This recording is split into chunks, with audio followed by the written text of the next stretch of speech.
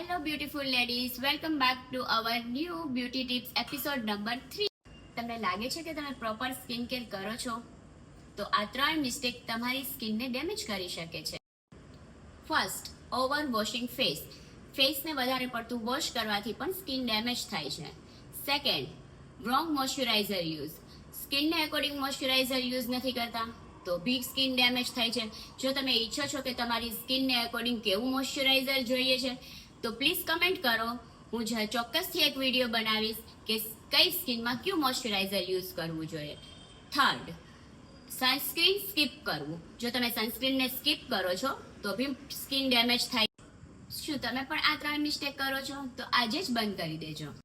તમારી skin type according કઈ product use કરવી જોઈએ એ જાણવા માટે નીચે આપેલા નંબર ઉપર તમે મેસેજ કરી શકો અને હા, કમેન્ટ પર કરી શકો. હું ચોક્કસથી આન્સર આપીશ.